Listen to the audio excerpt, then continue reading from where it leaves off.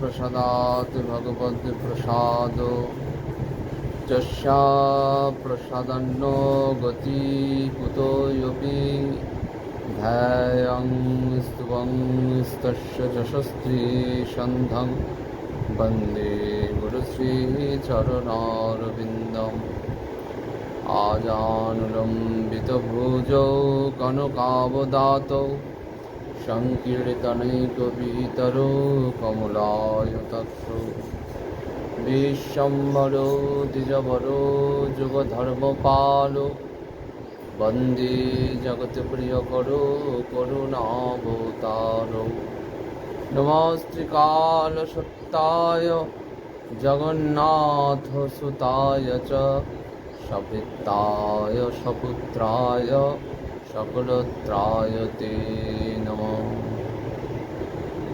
नित्यानन्द नमस्तुभ्यं प्रेमानन्दप्रदायिने कलो कल्मषनाशाय जाह्नवापतये नमः।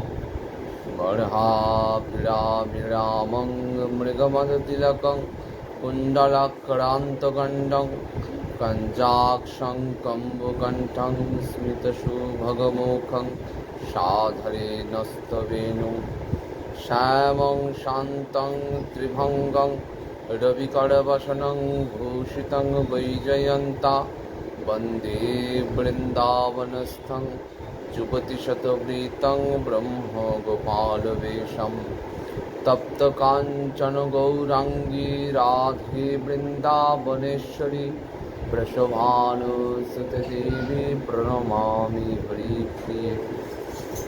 हे कृष्ण करुणा सिन्धु दीनबन्धो जगत्पते गोपेश गोपिकान्त राधाकान्त नमोऽस्तुते। वाञ्छाकल्पतरुभ्यश्च कृपा सिन्धुभ्येव च पतितानां पावनेभ्यो वैष्णवेभ्यो नमो नमो।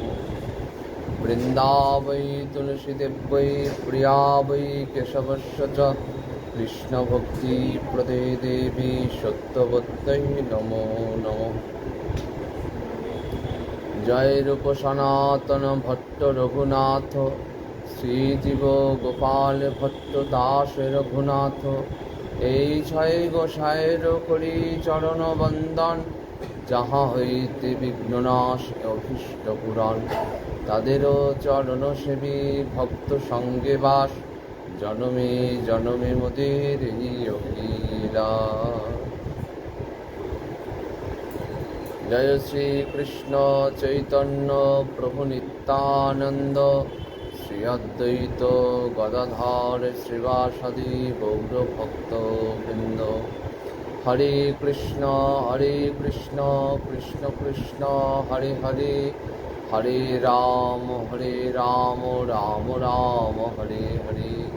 বন্দে অহং শ্রীগুরো শ্রীযুতপদকমলং শ্রীগুরুन् বৈষ্ণবাংশ্চ শ্রীরূপং সাগ্রজাतं सहगण रघुनाथान्वितं तं सजीवं साद्वैतं सावधूतं परिजनसहितं श्रीकृष्णचैतन्यदेवं श्रीराधाकृष्णपादान् सहगण ललिता श्रीविशाखान्वितांश्च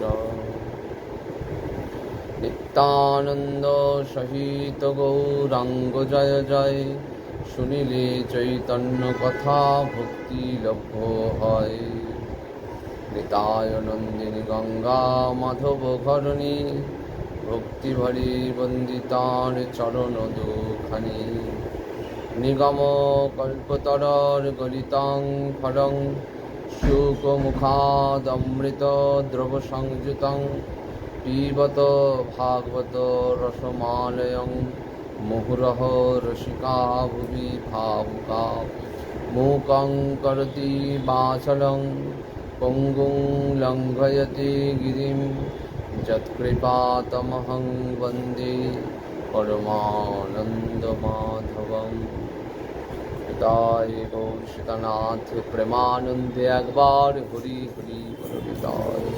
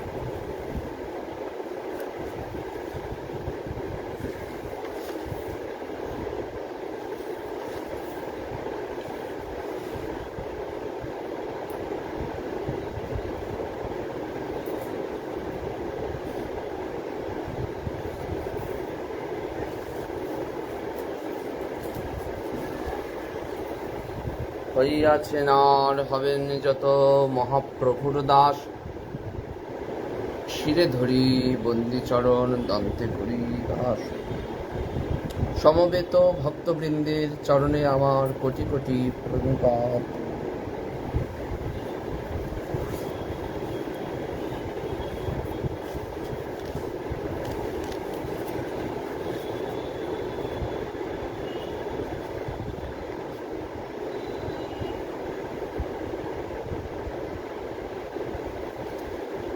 আমরা আস্বাদন করছিলাম শ্রীমদ্ ভাগবতের প্রথম স্কন্ধের ৫ম অধ্যায়। সেখানে গোবিন্দের ভৌমলীলা সমাপন এবং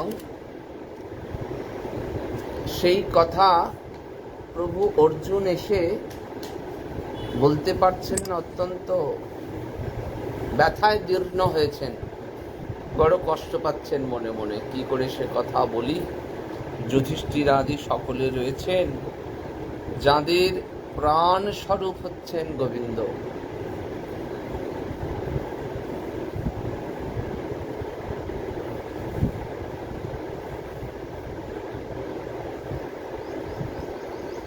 তা সেই প্রসঙ্গে শ্রীমদ্ ভাগবত এখানে সিদ্ধান্ত করছেন যে ভগবানের স্বরূপটি কেমন, ভগবান কেমন বস্তু, যুধিষ্ঠির আদি সকলের কি অবস্থা, এবং যুধিষ্ঠির কেমন করে গোবিন্দ চরণে শরণাগতি লাভ করছে।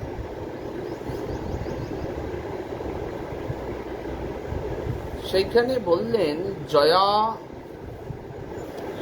হরদ ভুব ভারং তাং তনু বিজহাবজ কণ্টকং কণ্টকে নেব দয়ঞ্চা পিশিতু সমম।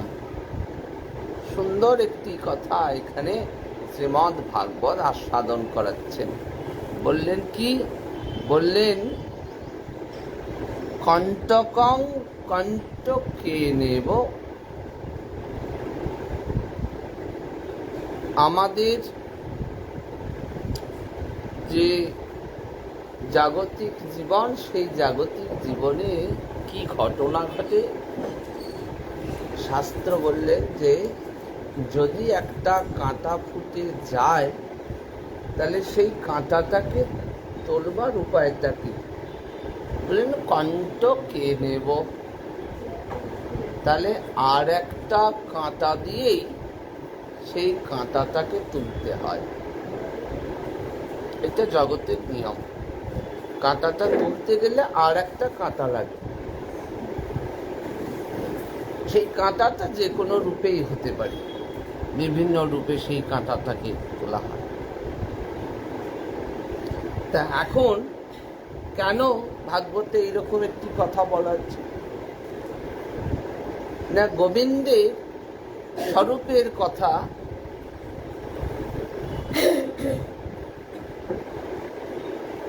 একটা সংশয় এসেছে। যারা ভাগবত আস্বাদন করছেন, কারা? শৌনকাদি ঋষি, এনারা ভাগবত আস্বাদন করছেন সূত গোস্বামীর কাছে। তারা যখন বললেন, কি বললেন? যে অর্জুন, প্রভু অর্জুন সংবাদটা নিয়ে এসেছেন তো যুধিষ্ঠিরের কাছে। কি সংবাদ এনেছেন? সংবাদটা এই যে যদুবংশ ধ্বংস হয়েছে যুদ্ধাদি করে,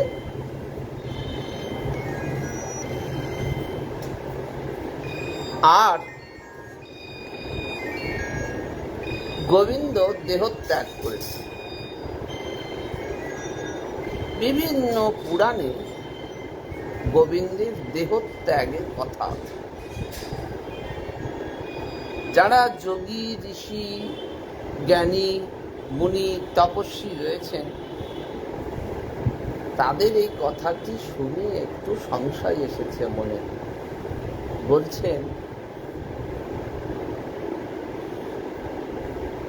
গোবিন্দের শরীর কি তাহলে মাইকি শরীর? তাহলে কি ভগবান গোবিন্দ আমাদের মতনই ত্রিগুণময়ী তার শরীর? এই কি তাদের অন্তরে সংশয় এসেছে? প্রশ্নটা এখনো করেন নাই,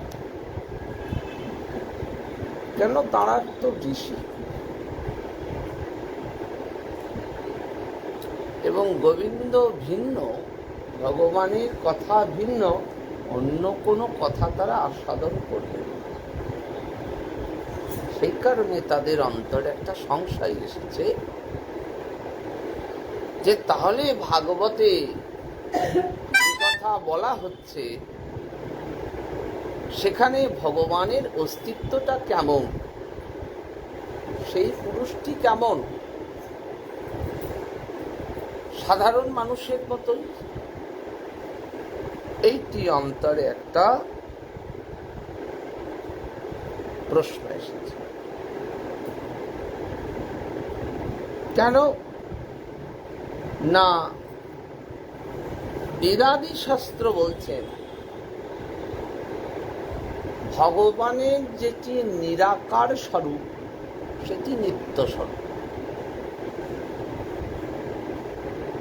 এবং সেই স্বরূপ সর্বত্র বিরাজ,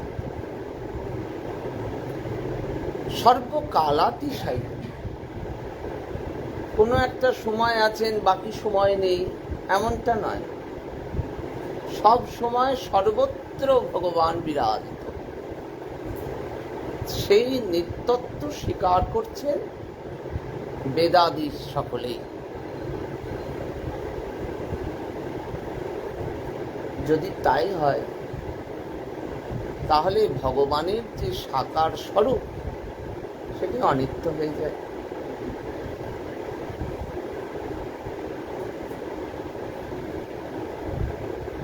তাহলে ব্রহ্ম অনিত্য হয়ে যায়, একটা অনিত্যতার দোষ এসে পড়ে। দেখুন ভাগবত কেমন সুন্দর করে আস্বাদন করাচ্ছেন।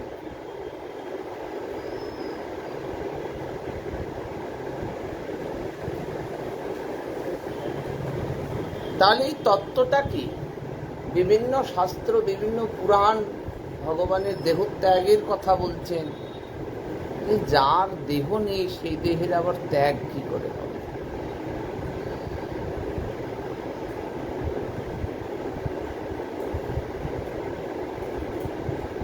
তখন তার মনের কথাটি বুঝতে পেরেছেন সূত গোস্বামী।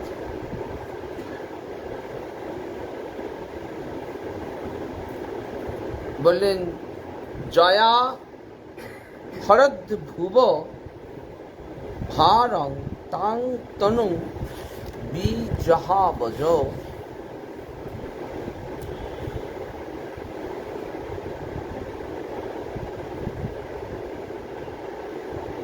এতে ভগবানের নিত্যত্বের কোনো ত্রুটি হয় না।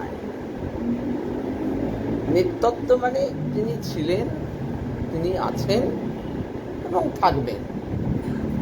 কেমন থাকবেন? লয়ের পরেও থাকবেন, প্রলয়ের পরেও থাকবেন। প্রলয়টা হবে তো তার দেহে।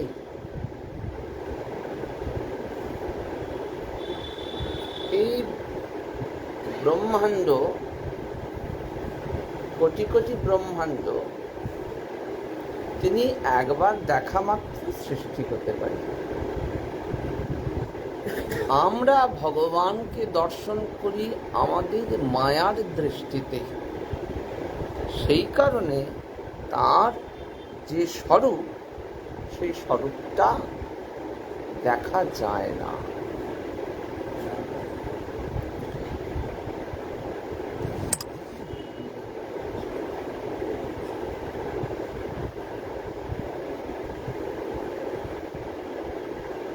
পৃথিবীর ভার হরণ করার পরে ভগবান কি করলেন, এখানে যে স্বরূপে প্রকট ছিলেন, এখানে যে স্বরূপে প্রকট ছিলেন, এই অনিত্য পৃথিবীতে একটা অনিত্য স্বরূপে প্রকটিত হয়েছিলেন, সেইটি শুধুমাত্র ত্যাগ করলেন। আর নিত্য লীলা তার যেমনটি চলছিল তেমনটি চলছে। তাহলে তার নিত্যতা কোথাও হ্রাস পায় না।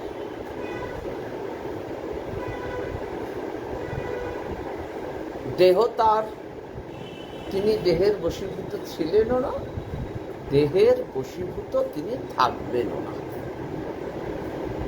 তাহলে কথা হচ্ছে তিনি দেহ ধারণ করলেন কেন? বিনোদনার্থ, ভক্ত বিনোদনার্থ। বললেন যিনি সাধক তিনি কি নিয়ে বাঁচবেন? সাধক যিনি সাধনা করছেন চোখের জলে, ওগো দেখা দাও, তাহলে তিনি যখন সাধককে কি বিমুখ করতে পারেন? সাধকের এই চাওয়াটাকে ভগবান বিমুখ করতে পারেন না। কিন্তু সাধক ভগবান যদি বলেন আমি শূন্যে আছি, তুমি সর্বত্রই আমাকে দেখতে পাবে, সাধকের তাতে তৃপ্তি হয় না। সাধক বলবেন আমি শূন্যে কোথায় তুলসী দেব, আমি শূন্যে কোথায় তোমার অধর খুঁজে পাবো, তোমার সেই বিরাট স্বরূপ আমার পক্ষে ধারণ করা সম্ভব নয়। সাধক এমনি করে তার বিনয়টা জ্ঞাপন করে যে তুমি আমার ধ্যানের ধন হয়ে একবার দেখা দাও। সাধকের সেই ধ্যানের ধন হয়ে কি করেন? গোবিন্দ আসেন। এই যে ভগবান আসেন, তাতে কি হয় না, তাতে ভক্ত তো দর্শন পানই,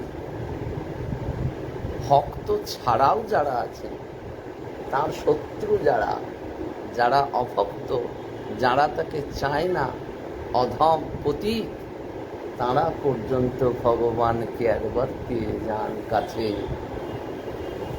যার পাওয়ার কথা ছিল না, আজ ভক্তের ডাকে তারও ভগবানকে পাওয়া হয়ে যায়। এই ছলে ভগবান স্বরূপ ধারণ করেন, যেন মনে হয় তার হাত পা চোখ নাক রয়েছে, এমনি করে যেন একটা মায়া তৈরি করে আসে। সেই কারণে পদ্মপুরাণে একটি উক্তিতে বললেন, যোগীভীর দৃশ্যতে ভক্তা না ভক্তা দৃশ্যতে ক্বচিৎ। বললেন ভগবান আসেন দেখা দিতে, কিন্তু দেখা কি সকলে পান? কারা পান? বললেন যোগীভীর দৃশ্যতে, যিনি যোগী, যিনি অন্তরে বাহিরে ভগবানের সঙ্গে যুক্ত রয়েছেন।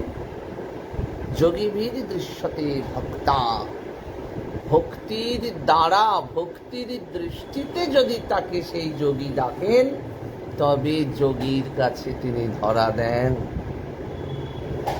আর কার কাছে ধরা দেন না? বললেন দ্রষ্টুং ন শক্তু রোষাচ্চ মৎসরাচ্চ জনার্দন। যার মধ্যে মাৎসর্য আছে, যার মধ্যে ক্রোধ আছে, তিনি ভগবানকে ভগবানের স্বরূপে দেখতে পাবেন। বিরোধ নাই।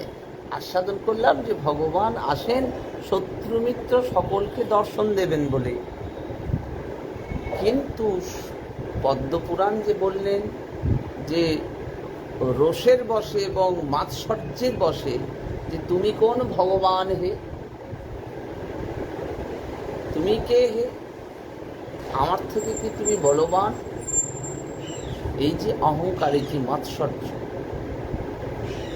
বললেন মাৎসর্যে ভগবান দেখা হয় না, দেখা হয় কিন্তু দেখা হয় না।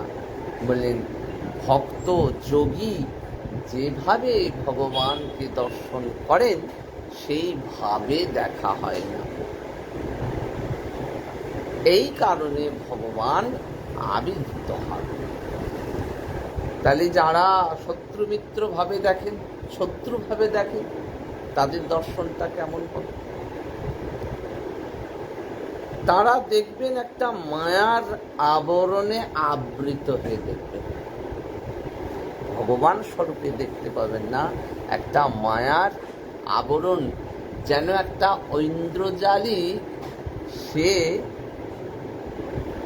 কি করেছে, বকের সঙ্গে যদি লীলা করবে বা বককে মনে করছে আমি নিধন করব,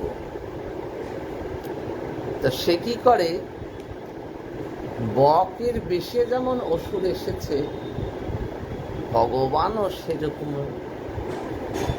তিনি তো মায়াধীশ, মায়াধীন নন, তিনি মায়াধীশ।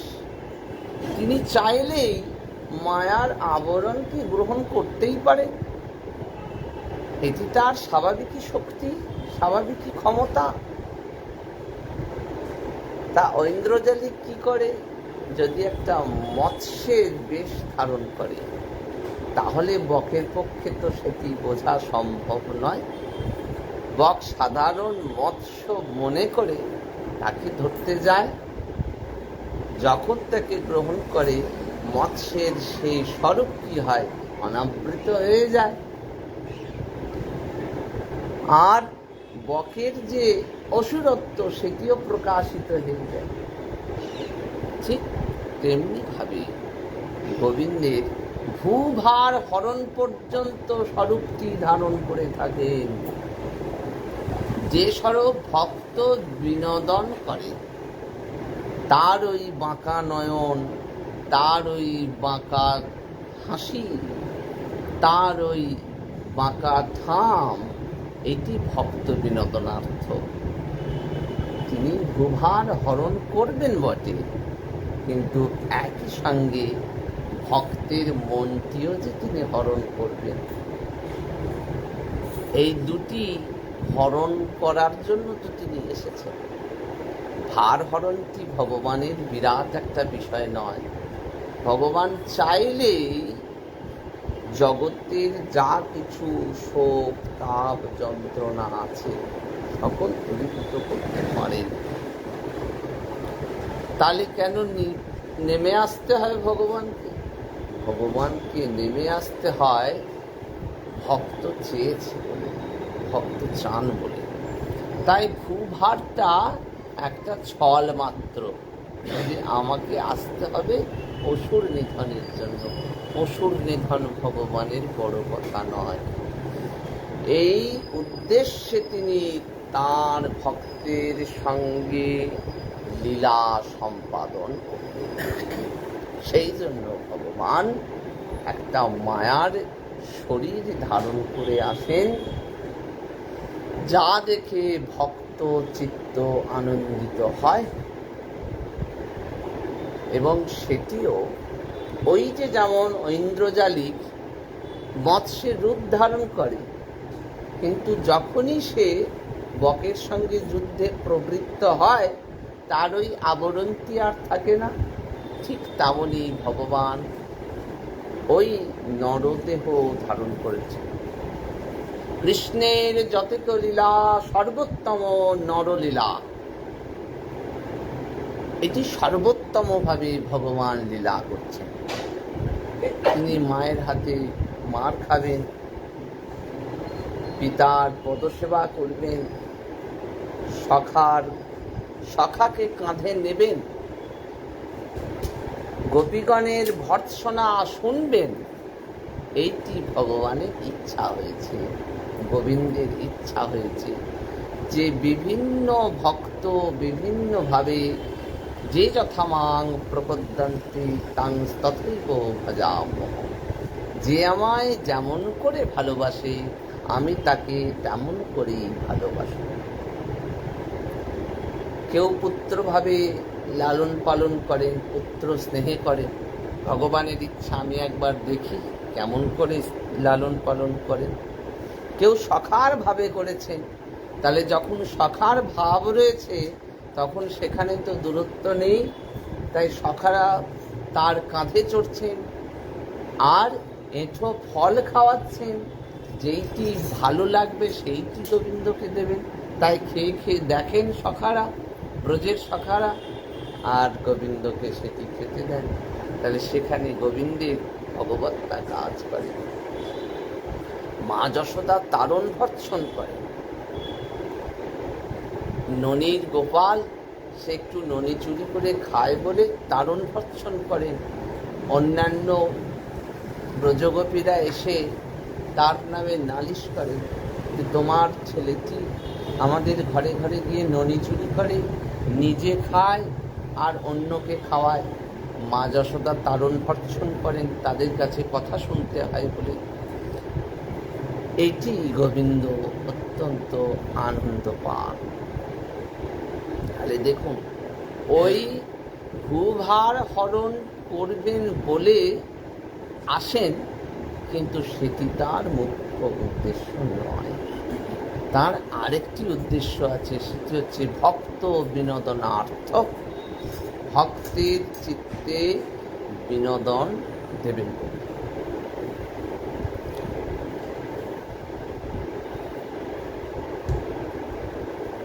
এমনি করে গোবিন্দ একটা মূর্তি পরিগ্রহ করে, একটা মূর্তি ধারণ করেন মাত্র।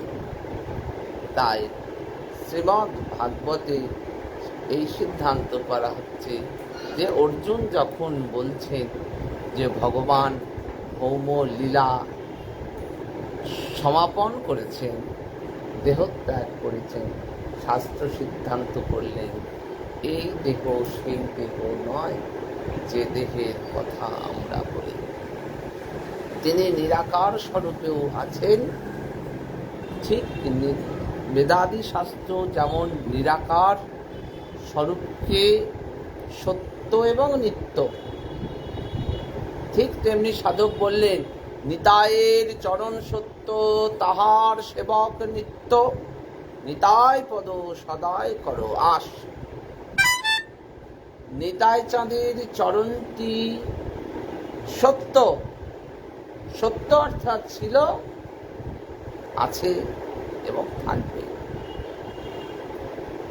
নিতাই চাঁদ ব্রজের বলরাম এবার নিতাই হয়ে এসেছে, তাহলে তার লীলা ছিল, বলরাম স্বরূপে লীলা করেছেন। শুধু করেছেন নয়, সেই লীলা চলছে, আজও চলছে। আর সেই ব্রজের বলরাম যখন নিতাই হয়ে এলেন, নিতাই স্বরূপে তার সেই লীলা চলছে। যখন অপ্রকট হলেন, অপ্রকটেও সেই লীলা চলছেন। অপ্রকট কোথায়? অপ্রকট এই জগতে অপ্রকট, আমাদের কাছে অপ্রকট। তার সত্তার স্বরূপের কোনো অপ্রকটতা নেই। সেই লীলা সত্য, সেই লীলা নিত্য। তাই বললেন নিতায় চরণ সত্য, তাহার সেবক নিত্য।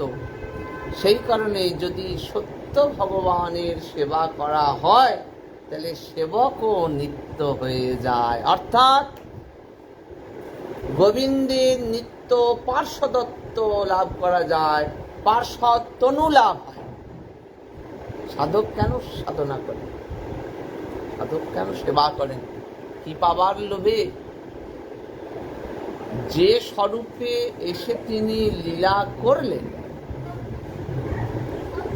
ওই স্বরূপটির সঙ্গে তার নিত্য সম্বন্ধ তৈরি হয়। এই জগতে যখন লীলা করছেন তখনও তিনি তার সঙ্গে রয়েছেন, আবার যখন অপ্রকট হচ্ছেন সেই অপ্রকট কালেও ওই সাধক নিত্য পার্ষদ রূপে সেখানে লীলার পরিপুষ্টি করবেন।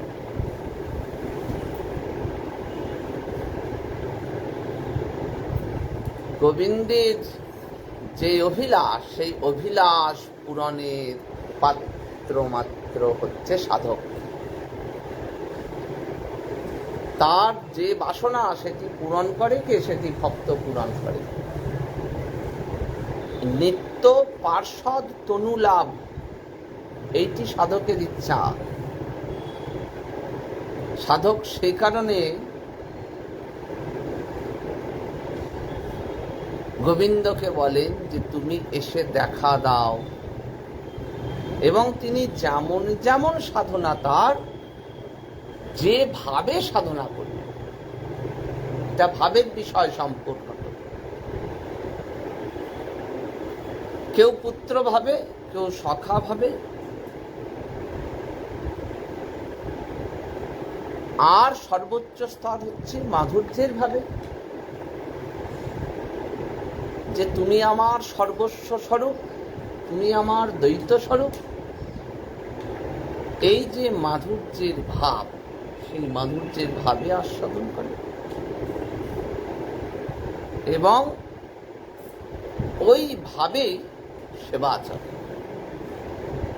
সেবা কেমন করে চলে? নরোত্তম দাস ঠাকুর বললেন, কি বলছেন? বললেন যে সাধক তার সাধনাটি যেভাবে করবে, এই দেহেতে সেই সাধনাটি চলবে।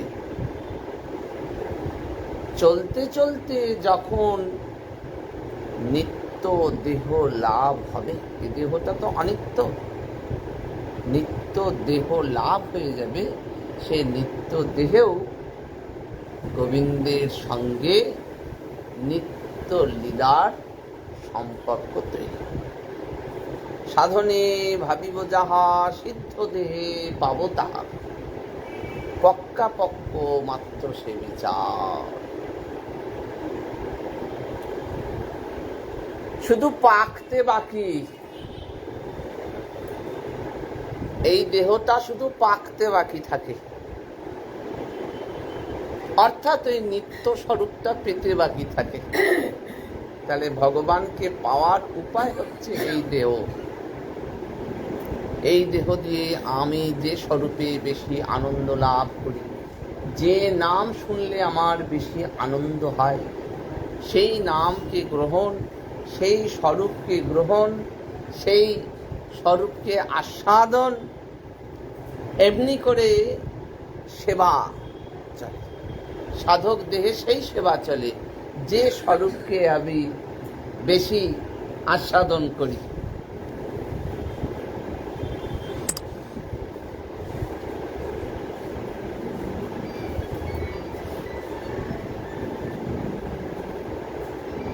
সেই ভাবে যখন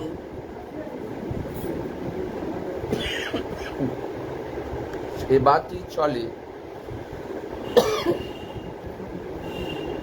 এই দেহ তখন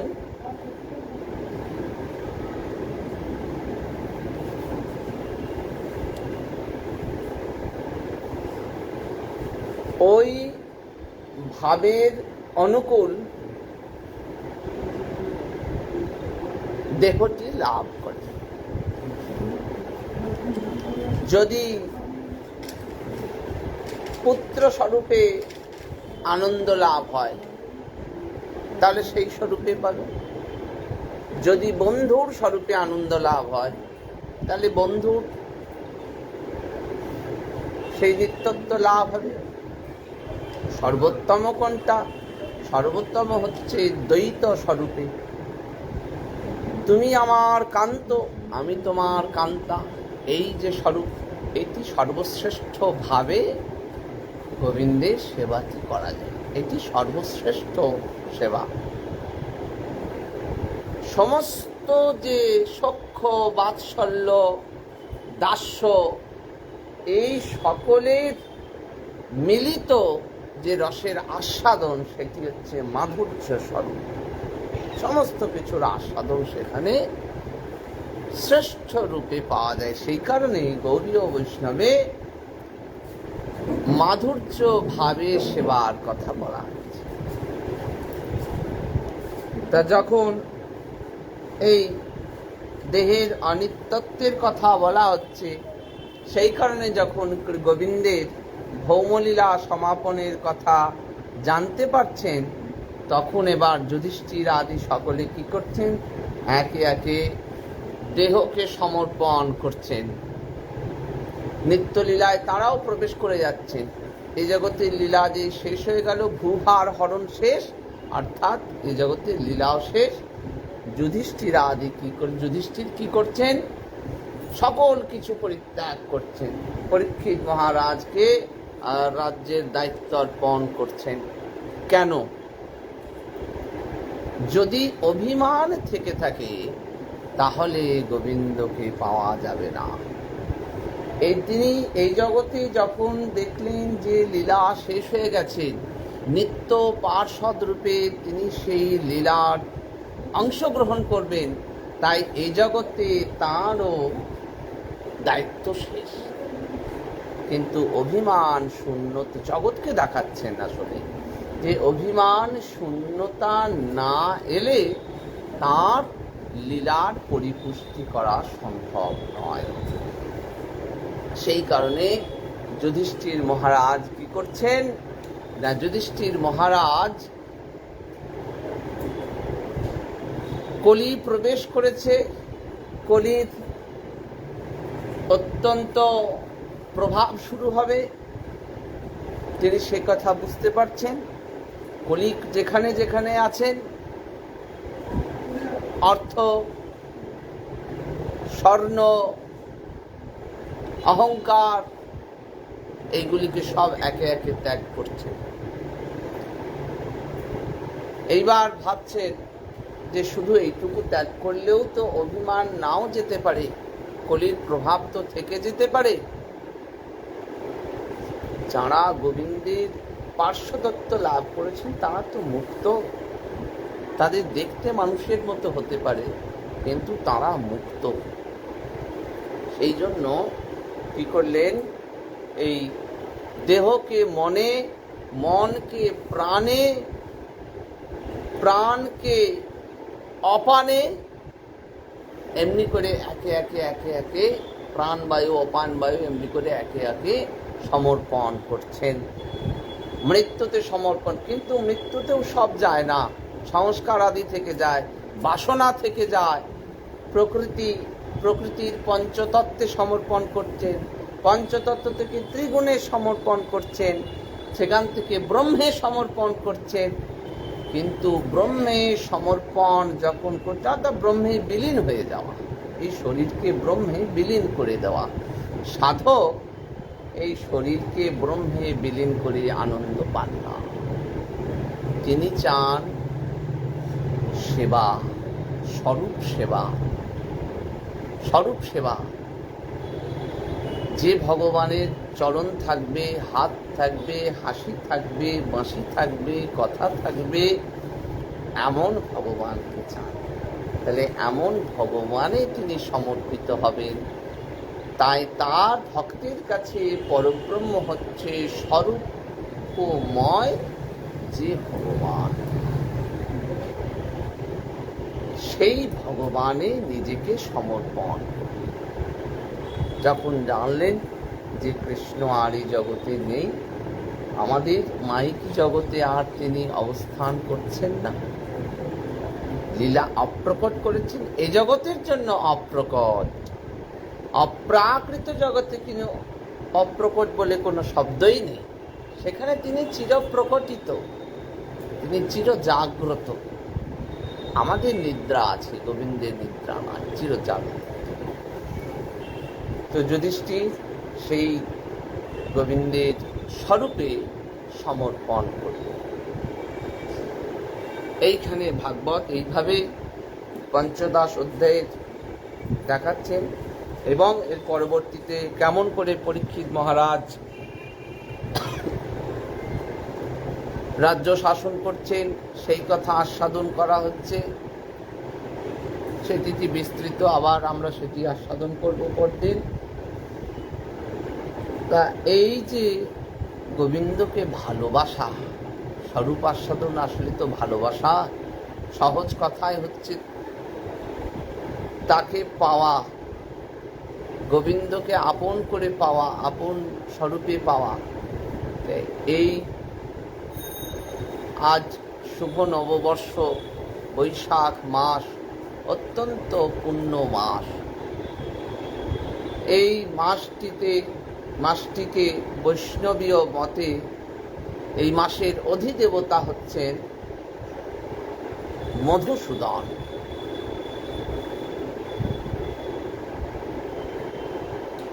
সেই জন্য গৌড়ীয় বৈষ্ণবীয় রীতিতে বৈশাখ মাস শুধু বলা হয় না, এটিকে মধুসূদন মাস বলা হয়। যেমন কার্তিক মাসের অধিদেবতা হলেন দামোদর, রাধা দামোদর, তেমনি হচ্ছেন মধুসূদন বৈশাখ মাসের দেবতা।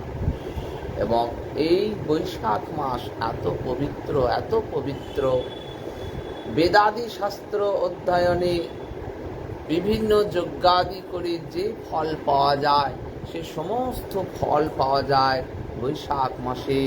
তুলসী দেবীর সেবা, বৃন্দা দেবীর সেবা এবং গোবিন্দ চরণ, রাধা গোবিন্দের চরণ সেবা। আমাদের কিন্তু একল উপাসনা নয়, শুধু গোবিন্দের আমরা সেবা করি না, আমাদের সেবার ধারায় আমরা যুগলের সেবা করি, রাধা গোবিন্দের মিলিত তনুর সেবা করি, মিলিত বিগ্রহের সেবা করি। তো তুলসী দেবী সেবা কার্তিক মাসেও যেমন, সেই রকম বৈশাখ মাসে বিশেষত জলদান অত্যন্ত পবিত্র একটি কাজ। এবং প্রাতে স্নান, তুলসী দেবীর সেবা, তুলসী জাগরণ, তুলসী কীর্তন, গোবিন্দ চরণে তুলসী অর্পণ, গোবিন্দ চরণ সেবা।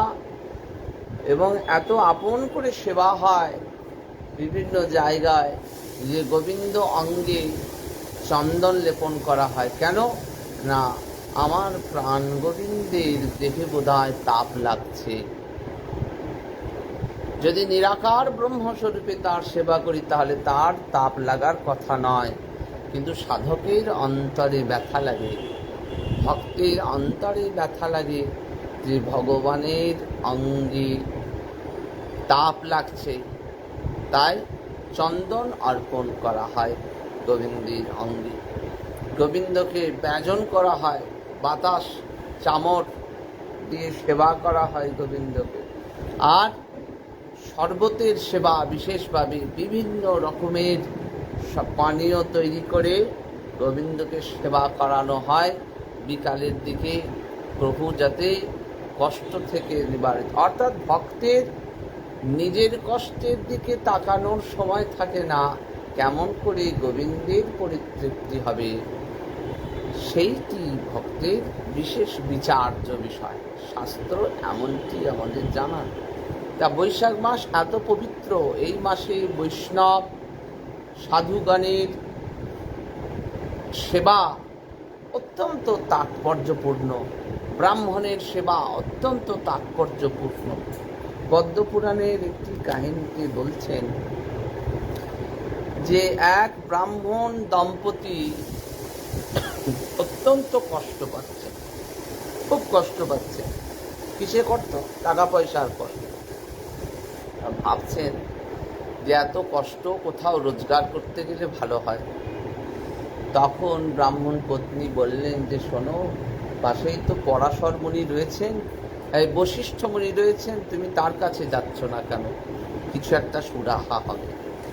তো বশিষ্ঠ মুনির কাছে যখন গেছেন, বশিষ্ঠ মুনি দেখা মাত্রই বললেন যে শোনো, তোমরা পূর্বজন্মে অত্যন্ত কৃপণ ছিলে, অত্যন্ত কৃপণ, এমন কৃপণ ছিলে যে টাকা পয়সা মাটির নিচে কোথায় রেখেছ সন্তানরা পর্যন্ত জানতে পারেনি।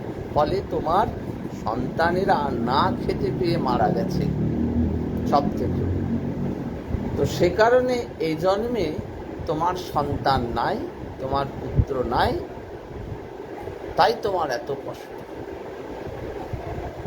এখন প্রশ্ন করছেন যে তা এতই যদি আমরা খারাপ ছিলাম, ব্রাহ্মণ কুলে কি করে জন্ম হলো? সংস্কার না থাকলে তো ব্রাহ্মণ কুলে জন্ম হবে না। বলল বৈশাখ মাসে 3 দিন তোমরা বৈষ্ণব ব্রাহ্মণের সেবা করেছিলে, বললো তার জন্য আজ এই ব্রাহ্মণকুলে তোমাদের জন্ম লাভ হয়েছে। বললো প্রভু তাহলে কি আর কোনো উপায় নেই? বললো আরও তো 7 দিন রয়েছে, 3 দিনে যদি এই ফল লাভ হয় তাহলে আরও 7 দিন পড়ে আছে, বিচার তোমার, তুমি কি করবে। এই হচ্ছে বৈশাখ মাসের মাহাত্ম্য।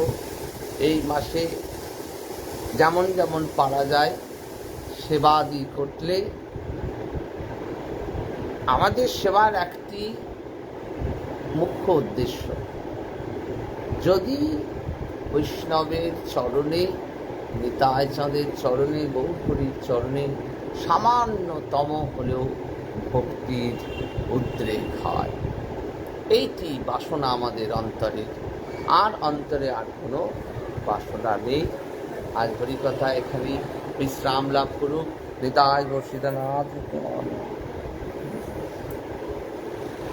জয় জয় রাধে কৃষ্ণ গোবিন্দ, জয় জয় রাধে কৃষ্ণ গোবিন্দ, রাধে গোবিন্দ, রাধে গোবিন্দ, জয় জয় রাধে কৃষ্ণ গোবিন্দ, জয় জয় শ্যাম সুন্দর মদন মোহন বৃন্দাবন চন্দ্র, জয় জয় শ্যাম সুন্দর মদন মোহন বৃন্দাবন চন্দ্র, জয় জয় রাসেশ্বরী বিনোদিনী ভানুকুল চন্দ্র, জয় জয় রাসেশ্বরী বিনোদিনী ভানুকুল চন্দ্র, জয় জয় রাধা রমণ রাসে বিহারী শ্রী গোকুলানন্দ, জয় জয় রাধা রমণ রাসে বিহারী, জয় জয় রাধা কান্ত রাধা বিনোদ, জয় রাধে গোবিন্দ, জয় জয় রাধা কান্ত রাধা বিনোদ, জয় জয় ললিতা বিশাখায়াদি যত সখী বৃন্দ, জয় জয় ললিতা বিশাখায়াদি, জয় জয় শ্রীরূপ মঞ্জরি রতি মঞ্জরি অনঙ্গ, জয় জয় শ্রীরূপ মঞ্জরি রতি, জয় জয় কাত্যায়নী পূর্ণমাসী আর বীরা বৃন্দ, জয় জয়